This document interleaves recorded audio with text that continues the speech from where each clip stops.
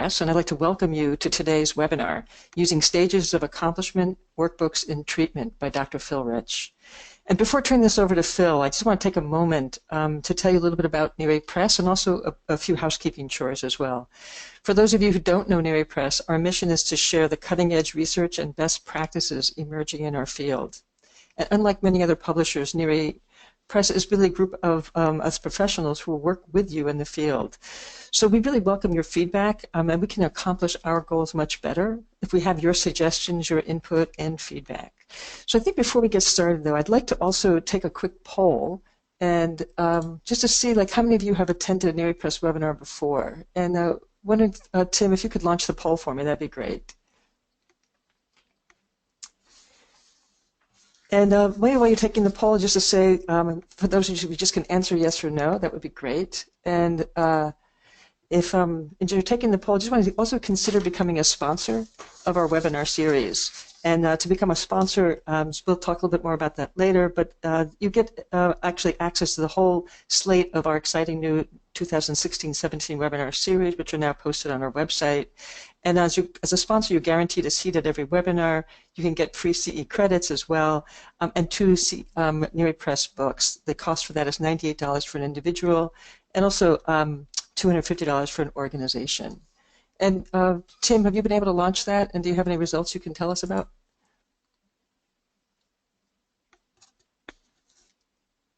So Tim, you can jump in anytime. Sorry. Yes, we have about 76% voted, 66% have been, 34% have not. Okay, great. So we have a group of people who have been here before. That's wonderful. Welcome back to those, and welcome to our new people who are here for the first time. So just as most other workshops, you have to do learning objectives. So our learning objectives for today are that participants, that you will understand the values and limitations of workbooks in treatment with adolescents. I also develop an understanding of how best to use the workbooks in treatment, and last, learn a series of pointers that might be useful in the implementation of these workbooks. Second, I just want to say that the PowerPoint is posted on the Neare Press website if you want to take a look at the PowerPoint as you follow along with Phil. We also will be, as Tim mentioned earlier, we'll be posting a recording of the webinar later this week, and we'll also be sending you a certificate of attendance. When the workshop is over, please be sure to close out your account and answer the short survey at the end. We really appreciate your feedback. And finally, we are partnering with GIFR, the Global Institute for Forensic Research, to offer you free CE credits for those of you who are attending. So the 147 of you who are on the call right now, and for the few who will still be joining, to say if you've signed up for CE credits, we'll be sending you a form to complete. And if you could send that to GIFR at within the next 7 days, they'll be sending you your certificate for CE credits. Also, just want to take a moment to mention the 4 workbooks that we'll be discussing today, the Stages of Accomplishment workbooks. The Stages of Accomplishment is a series of 4 interrelated workbooks that assist in the treatment of sexually abusive and sexually troubled adolescents, and building from simpler ideas to more complex and richer subjects and concepts. The workbooks take take the youth through a series of guided exercises, and will cover many of the more significant elements of treatment. The workbooks are available for $49 for the full set, and we're also offering this 20% discount if you use the discount code September 27, and the Neare bookstore, either by phone or if you do it online, we can give you a 20% discount. This offer expires on October 17th. Phil also will be offering a an in-person training, additional training in Albany, New York, and it's a 3-day certification on the assessment of juvenile sexual risk, and it's from October 17th through the 19th. 3 days of CE credits are available, and the course will cover the process of risk assessment from theory, method, and instrumentation to case study and applied practice. There is 1 space available, so if you're interested, give us a call, send us an email very quickly. And last and most importantly, I just want to take a moment to introduce our speaker. Dr. Phil Rich presents, trains, and consults nationally and internationally, and is currently in private practice as a consultant and trainer specializing in work with sexually abusive youth. Phil has worked extensively with sexually troubled youth and the staff working with this client group and has written 4 books, 9 if you include this series of Stages of Accomplishment workbooks, and numerous articles and chapters addressing the assessment and treatment of sexually abusive youth. So I really want to take a moment here to introduce both a wonderful friend, an incredible colleague, and also just a great human being. So Phil, I'll turn this over to you now. Okay. So my camera should now be on, and give me 1 second to get my screen. The screen's got to get turned over to me so I can. Yeah. Okay. So show my screen. So you should now be seeing my screen. Yes? Not yet. Yes, we do. Okay. Now you're all set. Okay. So hi, Thanks, everybody. Thanks, Joan, for the intro. Okay. I do have a lot of material, as I always do, but one of the things about webinars is that you can cover a lot of material. All of the material is going to be available to you, as Joan and Tim said. It's available online. The webinar will be recorded, and you'll be able to go back and if you want to get more detail, because we're going to move through it fairly quickly, and we'll leave room at the end for questions. So let me get started without any ado. The first part of this is really just generally using workbooks in treatment. You can see there a little image of the 4 workbooks. There's also a clinician's workbook that you'll see on the screen. So the first part, I'm really just going to quickly move through just generally thinking about using workbooks in treatment, their strengths and their limitations. I think the first thing to say is really that our kids are whole people, right? They're not simply sexual offenders or sexually abusive youth or whatever terminology we use.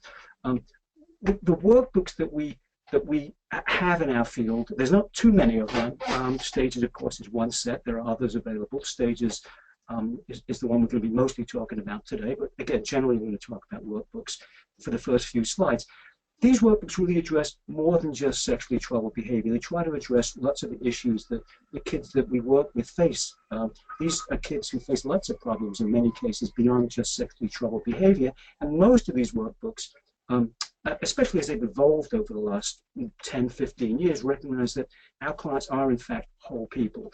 And that in order to really understand sexually abusive, sexually troubled, sexually inappropriate behavior, we've got to really understand it in this much larger context. That is, the context of our clients being entire people, not simply kids with sexual behavior problem. At the same time, we want to understand that when we think about the use of workbooks, we've got to understand that workbooks build upon the idea that they just represent not the whole of treatment. That's one of the things that's changed over the last, say, 15 to 20 years of using workbooks. The workbook is just part of treatment. When we use workbooks on their own, they really cannot meet the need for whole treatment, for whole people. They can only really address a few subjects. In lots of ways, workbooks are static things, right? They're things that exist on paper. Workbook's approach is primarily psychoeducational. That is, we're trying to provide information, we're trying to provide ideas, we're trying to teach kids concepts, tools, things that they can do, strategies and skills that we think are important in their treatment in general. Because, of course, workbooks are aimed at a whole population, not that individual kid that we're working with. We need to find ways to customize workbooks for individuals. I'll come back to that. So workbooks provide this psychoeducational approach. And in the end, though, it's really about rehabilitation. But beyond teaching through psychoeducation, workbooks also provide a way for kids to learn more about themselves. It can be a self-guided experience. Workbooks are designed, and that's true certainly for the Stages workbooks, to be used in treatment programs, but also to be used by clients on their own. So they provide a way for self-guided learning. They provide a way for self-discovery. That is the point, not simply to provide information and ideas. And it provides a way to integrate ideas and integrate experience, so these things come together. Workbooks also, in general, allow us to go beyond the therapeutic hour, if you will. They allow us to go outside of the therapist's office. They allow us to both add a workbook as an addendum to treatment and an extension of treatment. And so that makes the workbook more important because it allows the treatment to go beyond that simple hour of therapy a week.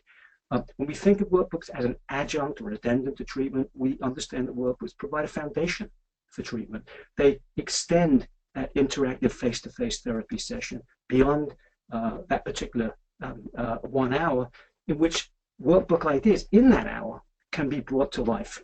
We don't want kids to just work on these things on their own. and we want them to bring them into treatment. And in treatment, we want to really bring those workbook ideas into life. We want to explore those ideas with them. We want to develop those ideas in a way that psychoeducation on its own, simply teaching, can never really hope to accomplish.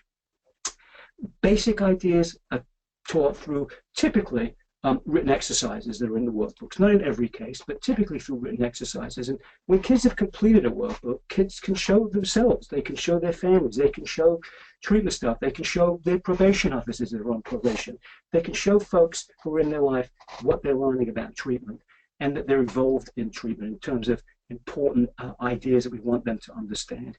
If we make sure that we assimilate this material not simply into a written exercise that a client completes in some bedroom or some kitchen somewhere or in their room or in a residential program, but we want to make sure that they're assimilating these ideas into their daily lives and that they will be able to show people not simply through the completion of a written exercise, but through their changes that they're making in their everyday lives, that they're really applying these ideas. We're really and I'll come back to these ideas. We want to make sure that kids aren't simply learning these ideas in a rote fashion, but they're in fact applying these ideas, applying these skills in their everyday lives.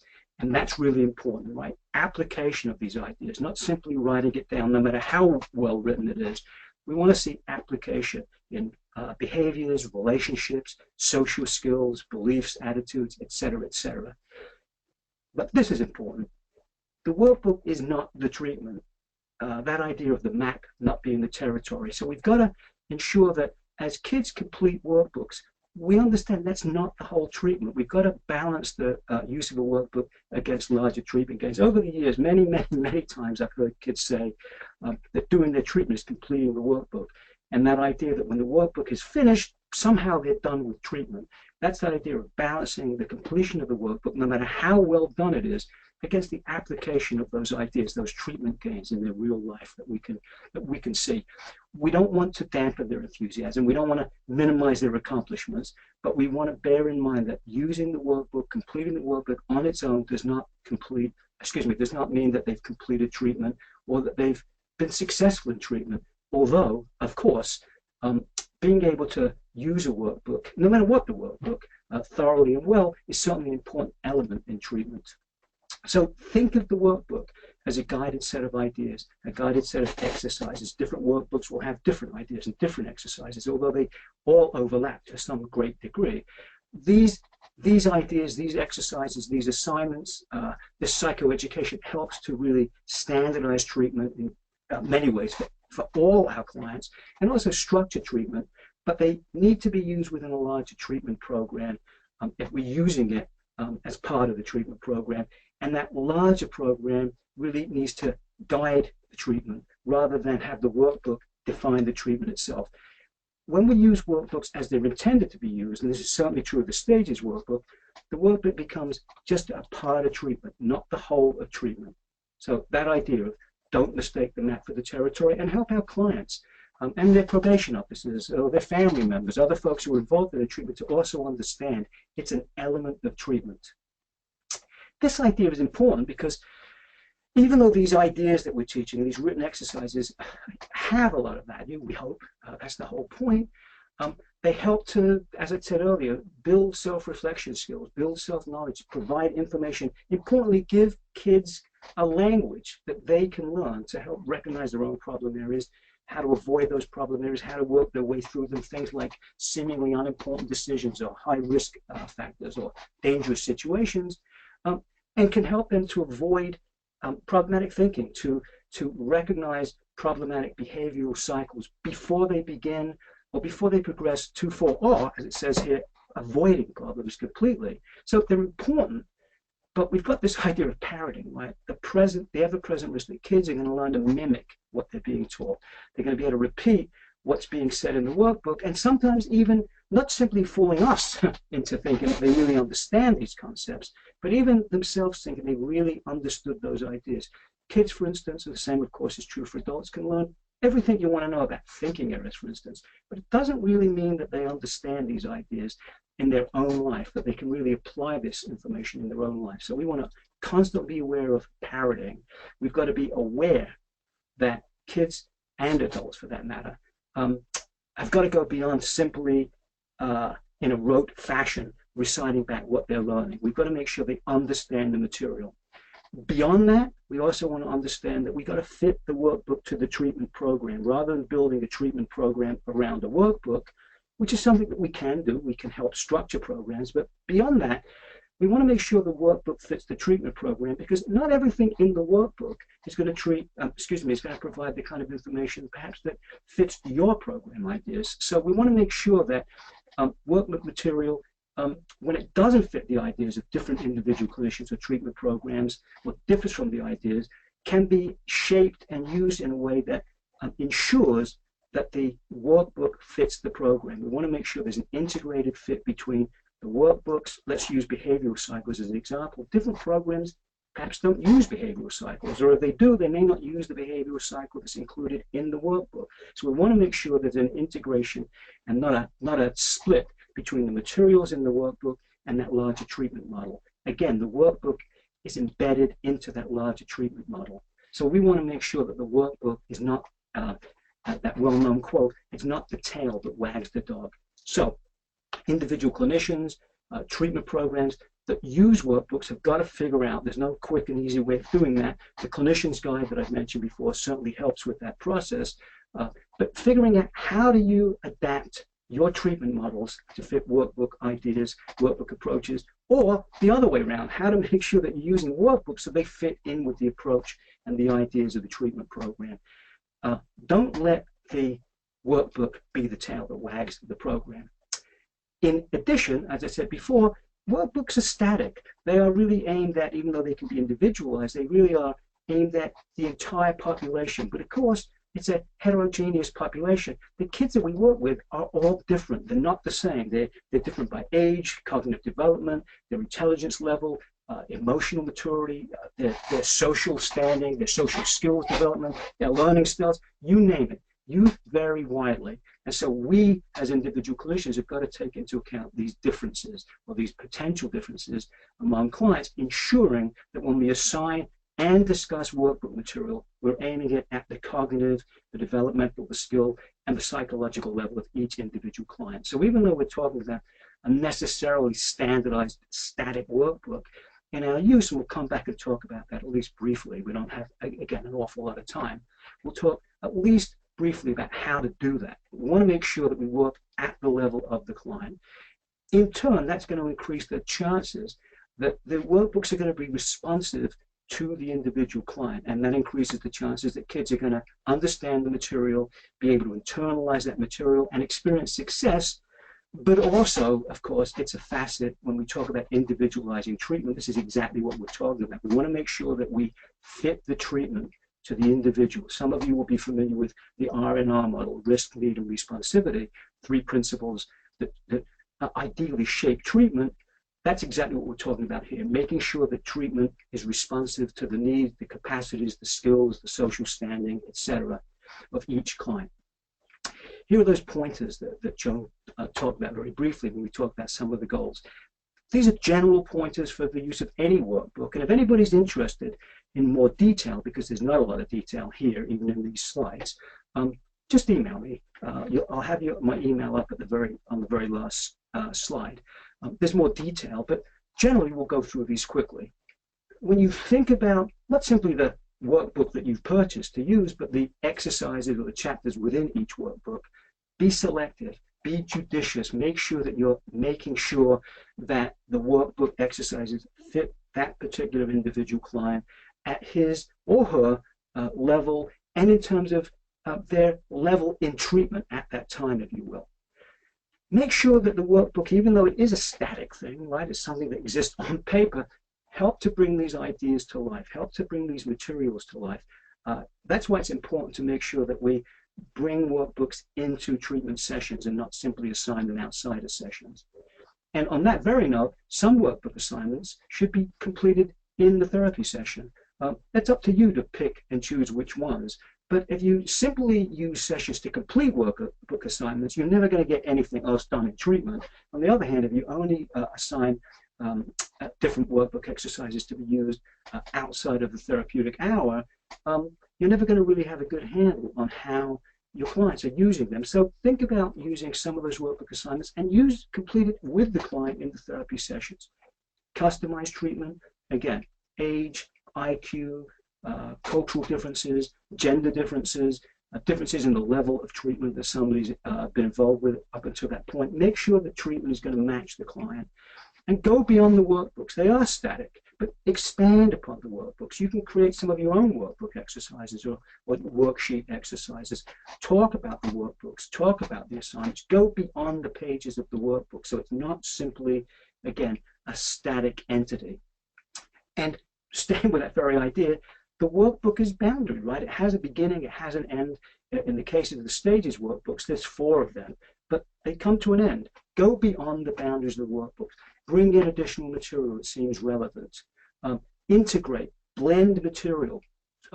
Perhaps you're going to use more than one type of workbook, or perhaps you're going to use material you found on the internet. Perhaps you're going to use material that your client has brought into treatment. Integrate material, blend it together so you're not just depending on the static workbook. And again, to make sure we're not simply parroting, go back in time. Sometimes a workbook exercise that made really good sense at that point makes good sense again 3 weeks later or 3 months later.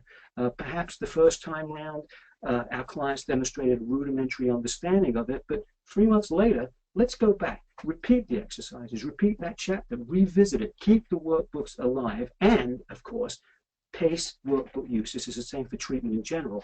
Not everything happens at the same time, of course. Some things have to happen first in order for other things to happen later. Some things that are happening now depend upon things happening at a prior time. So ensure that you're pacing treatment in general, and in this case, make sure that you're pacing workbook use so that it matches the needs, the abilities, and the particular situation that any particular client is in at any particular moment. Make sure that you are reviewing the workbook exercises, reviewing what they've learned, discuss it, test for retention, make sure that they've acquired and have retained the information, and importantly, test for comprehension. Do they understand it? And sometimes that means, on point number 8, repeating and revisiting at a later point to ensure that somebody does understand, does demonstrate comprehension. They may not be able to really fully understand something 3 months into treatment, but perhaps 6 months into treatment, they're better able to understand that workbook exercise. So test for retention, test for comprehension, and of course, show interest. Don't simply assign workbook exercises and never look at them or read through them and not talk about them. Show interest in the work that your clients are producing. Show interest in what they said in completing those written exercises. Show interest in your clients. And again, I'll go back to the idea that I'm giving you these kind of bullet points here, 1, 2, 3 through 13. There's more detail in each one of these. And by the way, these sorts of ideas are in the Clinician's Guide to the Stages series. But if you'd like more info and you don't have the Clinician's Guide, which of course we hope you'll get, just email me. I'm happy to send you more information. Don't depend on workbooks to be complete. They can't possibly contain all the information or all the ideas that are relevant to every individual client you have. Again, every one of your clients is different. So don't depend on workbook as the source of all of your treatment. Don't depend on the completion of workbooks as somehow a measure of treatment completion or treatment success. It simply means that they've acquired information, they're able to write it out. It's only through testing for retention, it's only through pacing treatment that we're going to really be able to use workbooks as part of treatment and not the entire treatment. And finally, make sure that we're integrating the workbook material, the workbook assignments into a much larger, more comprehensive model of treatment, which means that you've got to be nimble. You've got to be able to use workbooks. We'll get into talking about the stages books in particular in a few minutes, but make sure that you don't simply use the workbooks in a rote fashion, going from page 1 to 2 to 3 to 4. Sometimes instead of going through A to Z, you may want to go from A to F and then back to B and then over to H and then perhaps up to R. Integrate these ideas into a more comprehensive model of treatment that fits the client. Make sure that the workbook exercises fit that larger model of treatment. Okay, let me shift gears here. Again, we don't have a lot of time, and there's a lot of info here. So let's take a quick tour through the stages of accomplishment workbook. Let's start with the idea of why it's called the stages of accomplishment. So I've said already several times, completing the workbook doesn't mean treatment has been completed. But what it does mean is that kids have accomplished something. Our clients have, in fact, if they've completed the workbooks, they've achieved information, they've achieved some level of success, they've accomplished something in being able to work their way through the workbooks, and we certainly want to acknowledge that, even though it does not necessarily mean they've completed treatment or they've necessarily integrated all of the ideas. It certainly reflects a level of accomplishment that we want to acknowledge and reward. I've said this already, but workbooks, of course, fit the need for standardized ideas, tools, concepts that we can really teach to all of our clients, and that in many ways those represent the core elements of sex offense specific treatment. That's a terminology that's getting more and more difficult to use, sex offense treatment. It's kind of shifted as we've shifted our sensibility on the way that we think about the clients that we work with, juvenile and adult, and the terminology we use. But for now, that's the terminology we sort of still using: sex offense or sexual abuse specific treatment. Workbooks are designed to help really build that core, that standard central model. And it can be used, even though certainly not recommending that it be the treatment model. It certainly can provide the center, the core for a structured model of treatment.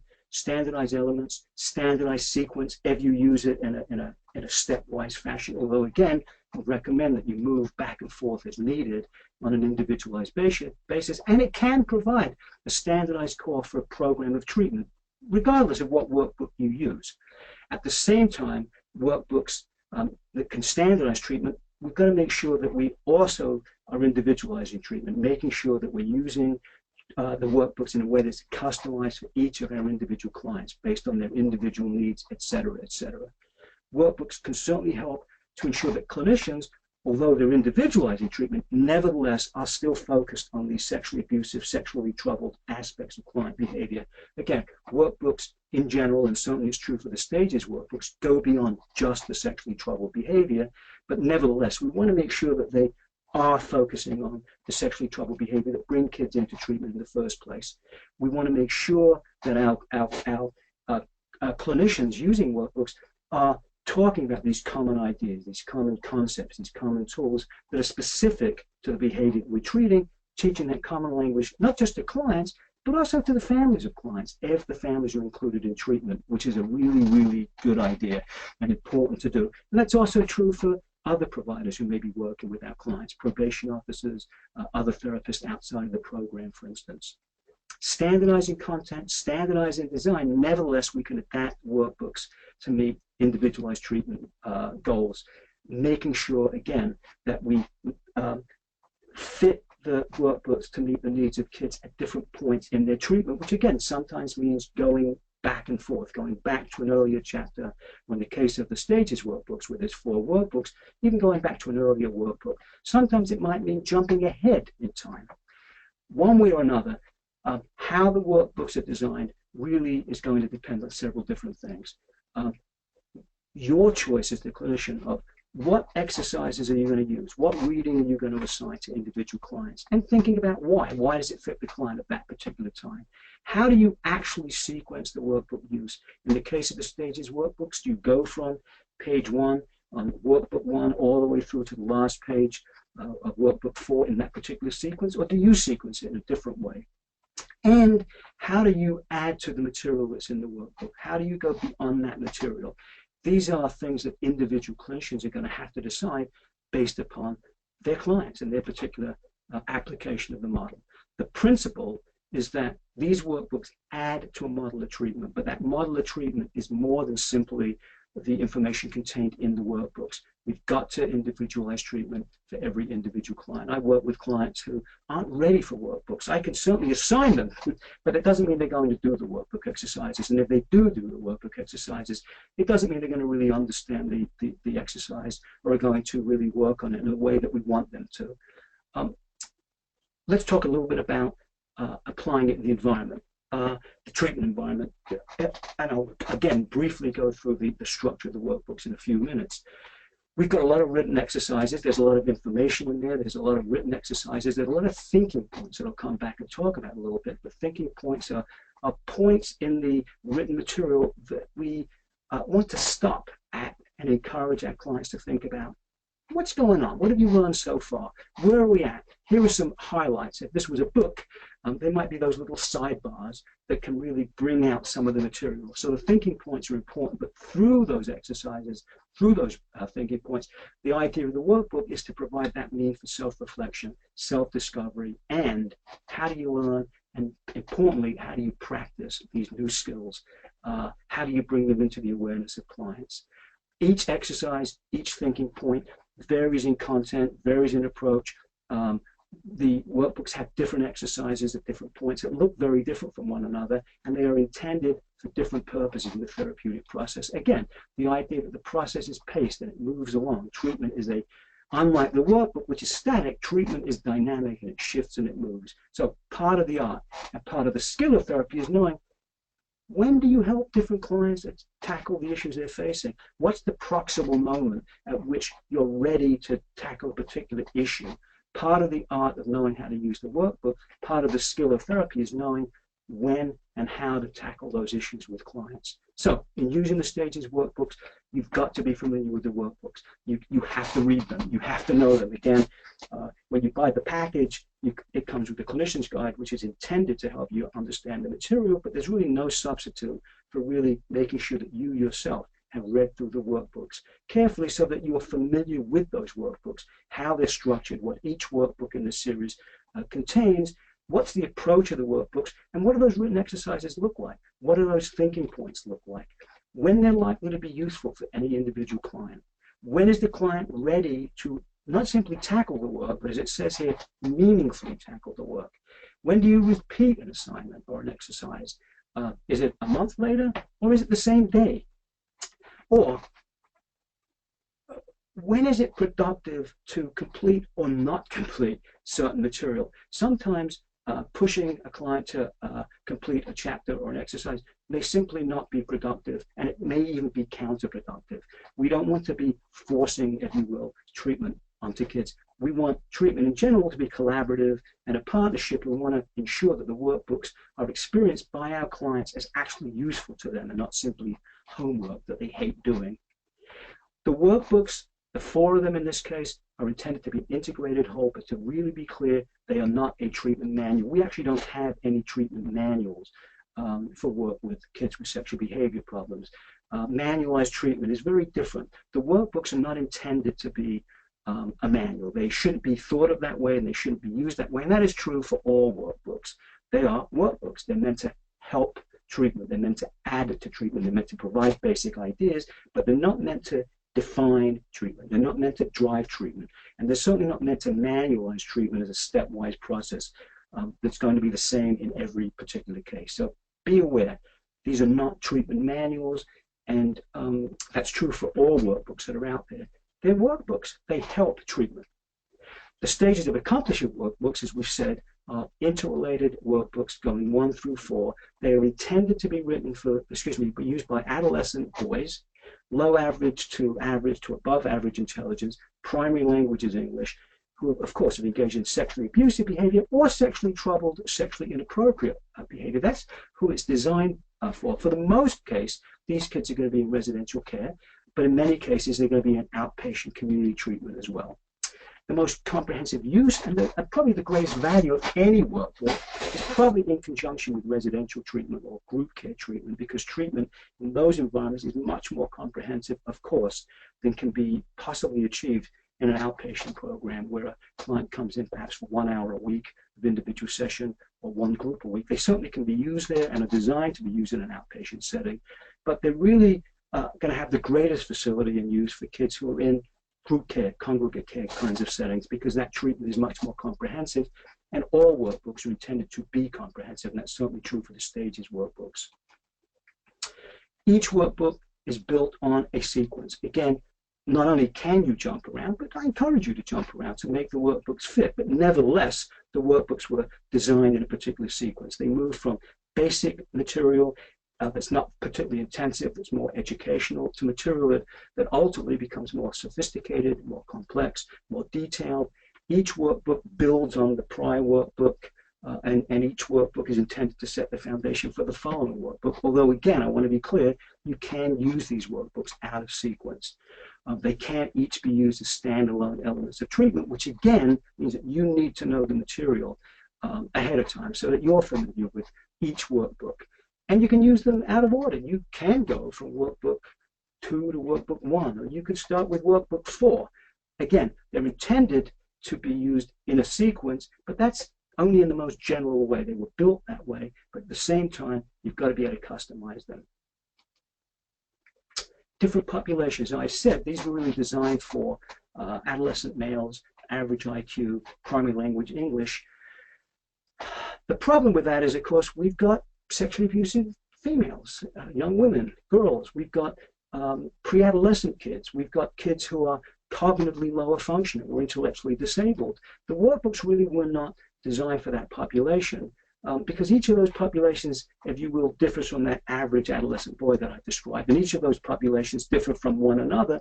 But if you are going to use them with a population outside of which it was designed for, you have to make sure that you're making adjustments so that the workbook fits that particular population. Lots of these exercises are quite relevant for females as well as males, although you may have to make changes in some cases. But again, want to really be clear that they were aimed and designed for a particular population. That population I've just described, adolescent males, average IQ, that is the primary population that we're going to be dealing with when we look at who's coming into treatment. But of course, we have females, we have lower functioning kids, we have younger kids. Once you are familiar with the workbooks, you won't need much guidance in the use. You'll be able to adapt them to fit your particular, not simply client, but your approach to treatment.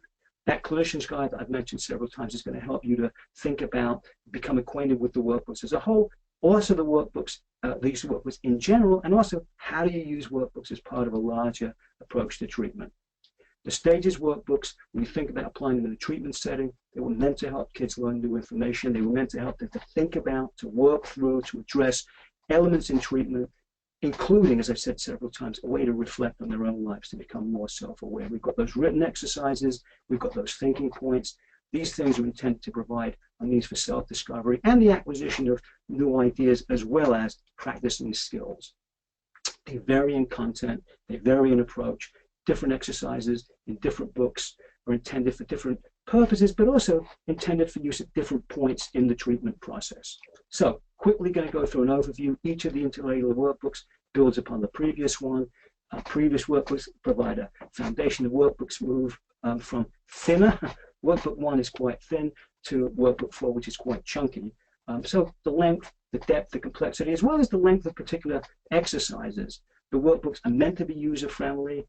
Again, average IQ, they're meant to be nevertheless understood quite simply. So they were written to be understood in plain language that speaks directly to each kid. Each workbook looks very much the same, even though they get thicker and it covers different material. Each begins with the same introduction. Obviously, you don't need to repeat the introduction every time a kid moves from one workbook to another, but certainly the introduction is important and should be discussed with clients at least once, and perhaps more often, as necessary as you bring additional workbooks into use. It goes from elementary material to more complex material. It becomes richer, deeper, more sophisticated. So stage 1 workbook, it's smaller, it's easier to understand, it's easier to complete, and it's less overwhelming than using the stage 4 workbook. Jumping into the stage 4 workbook could be complicated for a kid who hasn't been in treatment. And as I said, it's longer, it's thicker, it's got more chapters. And that means that kids are less likely to be put off by thicker workbooks if they start with workbook 1, which contains simpler material. It's much more direct and easier to complete, and kids are less likely to feel intimidated or overwhelmed by the work if you're handing them a workbook this thick. As those workbooks increase in size, they increase in their complexity, the depth of their content, and they allow for a level of gradated success as kids move from one workbook to the next. Again, the idea of stages of accomplishment, making sure that they are mastering material in small chunks that provide the basis for tackling more complex material later. Each workbook looking at a different aspect of treatment, starting with orienting clients to treatment. And each workbook provides exercises that are relevant to the development of treatment at that particular level. General construction, very similar, same elements of design in each workbook. We've got the text, which is really largely informational, in which I hope is talking directly to our clients. And again, several common teaching elements. We've got the Clinician's Guide that will give you a detailed description of every workbook and the contents of every workbook. So a very quick look at stage 1, an introduction to treatment. Kids are going to learn about treatment. They're going to learn a little bit about themselves. They're going to learn a little bit about why they're in treatment. There's just 3 chapters in that workbook: introduction, participating in treatment, understanding sexually abusive behavior. Workbook 2, it's a little thicker, understanding yourself. Kids are now focusing more on themselves, their feelings, their thoughts, their attitudes, and how these different kind of responses they have to the world come together to contribute to their sexually troubled behavior. So here we have 5 chapters, and we start to see some of the areas that are fairly common to treatment. Thinking errors, chapter 5. Chapter 4, attitudes, beliefs, and values. Chapter 3, understanding and managing feelings. Chapter 2, feelings, thoughts, and behaviors. And chapter 1, learning about yourself. So moving from basic learning about self to getting into some of the meat that's quite typical to sexual offender, sexually abusive youth treatment programs, cognitive distortions. Workbook 3 moves into cycles, understanding dysfunctional behavior, understanding the problematic cycles and problematic behaviors that kids engage in, and sometimes their impact on others. Dysfunctional behavioral cycles, phases of the dysfunctional behavioral cycle, high-risk situations, behavior management, staying safe, preventing relapse. And workbook 4, the thickest, hitting the target. Here we're looking to build permanent change. We're helping kids here to be able to connect to other people, to feel like they're part of the community, and in some cases to make amends. Here you can see 6 chapters: empathy and caring, victim awareness, victim clarification, community service, communication, healthy relationships. And that's a good example of a chapter that might be very relevant to a kid much earlier in treatment. That may be a chapter you want to go to at some earlier point. And then, of course, chapter 6, which is the final chapter. Beyond differences, the construction is very much the same in terms of the way that the chapters are built. Content is different. Key concepts. Throughout each chapter, we're going to come back to remind kids at periodic points, these are the things we're learning. These are the ideas that are key to this chapter. Written exercises, which are these assignments.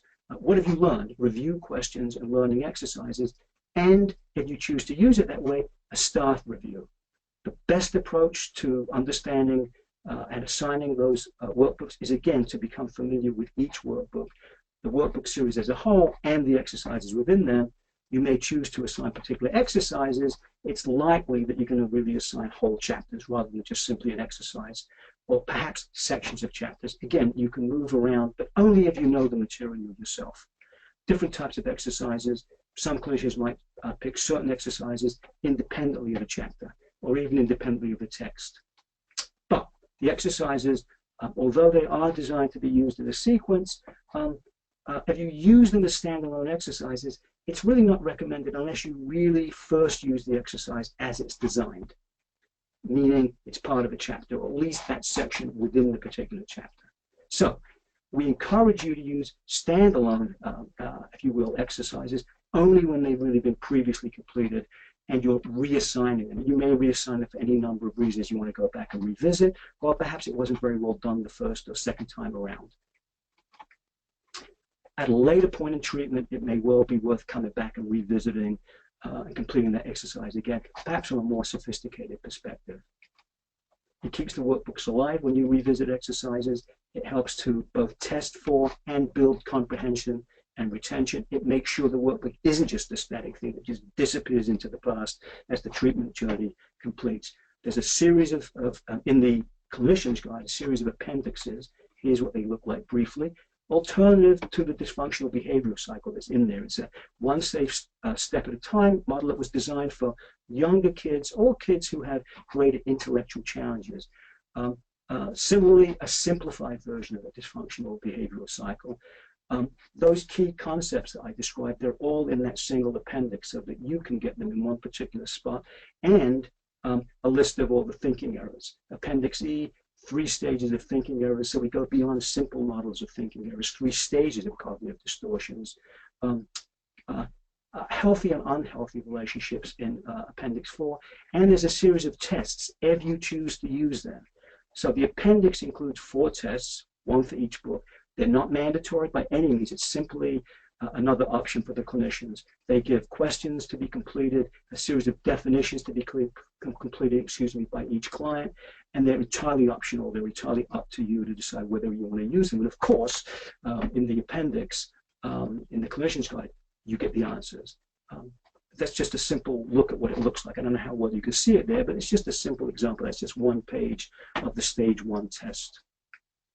Wrapping up, last couple of slides, it doesn't matter how good the workbook is. If clients are not motivated, workbooks are going to lack any real utility. They're just going to be something that's done. So an early element of treatment means building motivation in the client, fostering that sense of motivation, building a collaboration.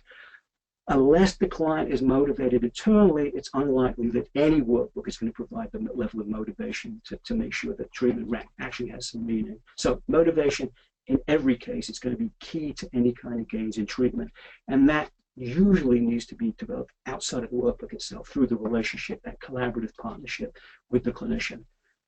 We're not going to talk about how to build this treatment relationship. And I've already described some of the pertinent elements in those 13 points of how to make sure that you're using the exercises correctly. But nevertheless, when the clinicians recognize those elements, when they build them into their work with individual elements, that relationship, that partnership is likely to really support and make effective all treatment, including the use of those workbooks. We don't want to minimize the work that accomplished by completing those kids, by those kids and completing those workbooks. I'm aware of the time here. But we want to reiterate again, completing the workbook doesn't equal success in treatment. It's an aspect of treatment. All workbook, including the work stages, has got to be tied into, used, and understood as part of the broader treatment process. So, last slide, stay in touch. Definitely feel free to reach out to me for any clarification. I have an easy email address. You really just have to remember my name. I have a site out there. You can just look me up by name. I'm not Phil Rich the Apostle, but I'm the other Phil Rich. You will see Phil Rich the Apostle coming up. There's my email. All you need to do is remember my name. That's it. So let me hand it back over for any questions or comments. Joan, I can't hear you. Joan, Yeah, let's try this again. Okay, Gotcha. let's try this again. Thank you so much, and really appreciate all that you shared with us today. We had a couple of questions as well coming in. So I think probably the key question that came in really was, maybe if you could talk a little bit about what's unique about this series, and also just like how it might compare to to other workbooks. I think a couple of people have asked about Pathways in particular. Okay, so Pathways certainly has been around a long time, and I think it's probably in at least its 4th edition, and has become more sophisticated over time and more holistic. In designing the Stages workbooks, they were not, although of course there's going to be overlapping sorts of ideas, they weren't really intended to compete with Pathways. In fact, the program that I used these in when they were first developed, we used these and we used the Pathways workbooks, although eventually we tended to use these more because, of course, it reflected the model of the program. So a lot of the ideas are going to be similar, but they're going to perhaps fit your particular understanding. So I'll use an example of the behavioral cycle. The Stages workbooks do use a behavioral cycle, and so does the Pathways workbook, but they're different looking cycles. The cycle in the Stages workbook was intended to be much more individualized than the cycle in the Pathways workbook, for instance. And so one of the differences is that the goal here is to really help to individualize treatment more, so it really more easily fits for each individual youth, and not assume, to use that example, that the behavioral cycle is always going to look exactly the same way for every kid. It isn't. It's going to be very, very different. So there's just an example of where things look different. The thinking errors model here breaks thinking errors down into 3 different types of thinking errors. Not just simply a single list of thinking errors, but different types of thinking errors, some of which are self-destructive, some of which are destructive to other people. And in addition, the workbook really focuses on the idea that thinking errors operate differently at different points. Some thinking errors are in effect before a kid engages in sexually troubled behavior. Some thinking errors are in effect while they're engaging in the behaviors, and some thinking errors follow the behaviors. So there are differences like that. The particular approach is that when you take those 4 workbooks and you add them all up, it covers a lot of material, but it does it in a way that hopefully really fits the behavioral level for each, the treatment level, the personal level and characteristics for each kid in a way that's not overwhelming, but nevertheless covers a lot of material, including relationships, as well as very basic information and material. Beyond that, it's very hard to, it's almost like asking, to compare, how can I say, two different kinds of apples. They look different, they taste different, they're both the same kind of fruit. I think to some degree it depends upon what works best for you in terms of what you're thinking treatment should look like, what ideas resonate the most with you. So I'm not sure if I've really answered the question, but hopefully that I've given a general answer. And for whoever asked that question, there's my email. I'm not sure if it's still up on the screen, but phil@philrich.net. Feel free to email me. We can continue to, we can talk more about that if you're looking for more information. Yeah, and I think that's great. Yeah, I think, and obviously, I think that partly what you're saying too is that each clinician needs to become familiar with the workbooks and see what feels most comfortable with their own treatment approaches. So, one other question that came in here also was that I know you've talked about how this can be adapted, but could you talk a little more specifically, particularly how it might be adapted to use with girls or younger children? Yeah. Okay. So. Well, actually, let me give a really, really good example. Some of the written exercises prevent little stories, and the stories are most typically oriented towards a male engaging in a particular behavior, sometimes towards another male, sometimes towards a female. When you're using that storyline in a particular written exercise with a female, whether it's a young woman or a younger girl, we're not asking them to get into the mind of what it's like to be a boy. So there's a perfect example of where we may want to ask you as the clinician to take that story and perhaps just adapt it. I'm sorry there's no way to really do it for you, but to really ask you to retype it, but just switch the roles. Have that be a female. That's the protagonist, if you will, in the story, the written exercise. So there are going to be exercises that are clearly designed for males.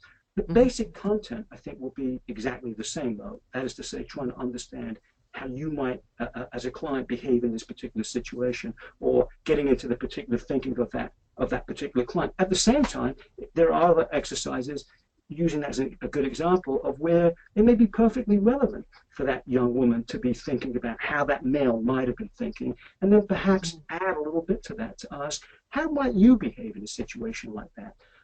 So there would be an example of trying to adapt it. At other times, thinking errors are a perfect example. Those thinking errors are perfectly relevant to females as they are to males. Antisocial behavior, though, in a female may look a little bit different than antisocial behavior. Classically, and certainly we live in a changing world, but classically, sociologically, antisocial behavior in males tends to be more physical, and antisocial behavior in females tends to be more social, although that's shifted and changed. So there's examples, again, of perhaps having to switch up and shift the material. To work with girls. Some of the material I think fits perfectly well. Some of it needs to be adapted. Some of it just doesn't fit at all for girls, although there's not much of that. Most of it can be adapted. For younger kids, it's a little different, because with younger kids, some of the language may really need to be not dummied down. Younger kids are bright too, but explained or even rewritten, or just described instead of being read out loud. Same would be for lower cognitive functioning kids. We may need to find simpler ways. I've mentioned in the clinician workbook, there are a couple of alternatives to the behavioral cycle that are really exactly the same as the behavioral cycle. They're just presented in a completely different way that really were aimed at latency age kids, that is to say pre-adolescent kids or adolescents who are cognitively lower functioning. So there is some of that material in there. The clinician's guide kind of points to some of those things, and I hopefully helps people to think about how can you adapt some of this material. But again, I just want to reiterate, it's probably not possible to write a set of workbooks that fits every particular client. And if I had more time, I would have written a female version of this, and a pre-adolescent version of this, and a version for cognitively low functioning kids as well. So again, hope I've at least touched on how to use the material and how to adapt the material for different populations outside of the population it was written for. That's great, yeah. And also just, I don't know if you can see this, but that also Neary Press has Growing Beyond, which is a series of workbooks for girls by Sue Robinson. So that's also another alternative for people who are interested particularly in the question of working with girls. So I want to just mention that one as an alternative as well. Yeah, and Sue's, can I just say, Sue's done a nice job in there of really, again, a holistic model. She talks not just about sexually troubled behavior, but about becoming an adolescent female, becoming a young woman. And again, it's a holistic kind of a model, but that's a perfect example. And it may or may not fit with this model. It may be something that you'd want to use the stages with and Sue's workbook, or simply use Sue's. But it's a very different workbook than the series. Right. It's a perfect example of, I think, a model that's aimed at not simply sexually troubled behavior in girls, but developing females as a whole. Sorry, Joan, didn't it? So I have one more answer if you can give a quick answer, or one more question if you have a quick answer. Just that one person asked about the research that you have used that either support the outcomes of using these workbooks or just in terms of the supporting actually development of these workbooks. So if you could talk a little bit about whether you have research on either end of that. You know what? I've never seen any research that's talked about. There's a small body of research that talks about the value of therapeutic workbooks in general, but not really for this population.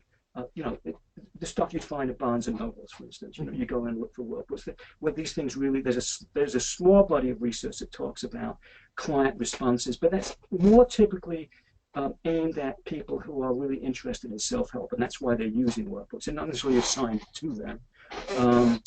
But there's not a lot of research in general about what role do workbooks play in effective treatment outcomes. I've actually never seen, I tend to read all the research in our field. I've never seen anything that really has looked at. Yeah. So the result is, it's like a lot of what we do in treatment. It's things that seem to make good sense to us. It's a way, we do think that psychoeducation and cognitive behavioral treatment is an important aspect, and there's certainly research that supports that.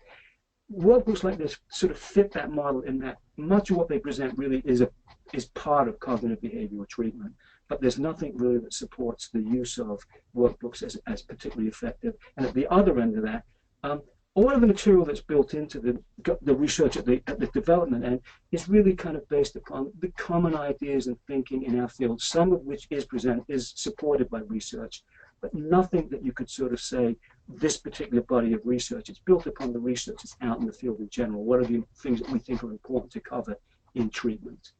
So again, that perhaps wasn't as quick an answer as you wanted, but hopefully, and it wasn't as long an answer, hopefully though, it at least gave an answer. And again, anybody's free to get in touch with me if you want to talk further about this. That's great. Thank you. I just want to remind people, we're just about almost out of time, but I want to remind people that we are offering a 20% discount on Phil's books. If you use this code SEPT27, September 27, which is today's date, that's valid until October 17th. Lastly, I just want to also just remind people that if you did sign up, that we will be sending you information about CE credits offered through GIFR, and that just to remind you that this is only for people attending the live webinar, so there will be a form, and you must complete that form within the next 7 days. So just want to remind you of that. Also to say that since you signed up for this, if you have not already been a part of our Neary Press newsletter, which translates one article each month into something that's short enough to read over a cup of coffee. It's sort of taking some of the cutting edge materials. We also will be signing you up for that newsletter. If you're not interested, just let us know. You can unsubscribe at the bottom of the newsletter. And I want to remind people that if you want to be guaranteed a seat at the table, especially for some of our sold out webinars, you can become a sponsor at $98 for individuals or $250 for organizations, and you're guaranteed a seat at every webinar table. You have access to our CE credits. You get 2 new Neary Press books. If you want to sign up, you can either sign up on our Neary Press webinar, or you can, it's our website, or you can contact Diane Langelier at this number, 413-540-0712, extension 14, for more information or to sign up in person. Last, I just want to say thank you for our existing sponsors, which are the Counseling and Psychotherapy Center, Jarina and Associates, Gippsland Center Against Sexual Assault, the Massachusetts Department of Mental Health, Morrison Child and Family Services, New Hope Treatment Centers, and Parkside Psychological Associates, Yarrick Counseling. So I want to thank you for our existing sponsors. We could not be doing this without you. And also just thank you, Phil, so much for taking the time to speak with us today always find your webinars incredibly helpful and informative. And just want to say we're looking forward to your online or offline training, your in-person training, however you call that. There's one slot available to people who want to sign up. So thank you very much, Phil. It's great having you here today. Thank you. All right. Take care, everybody. And I hope to see you another NearyPress webinar in the future. Take care. Thanks. Thanks, everybody. Bye-bye.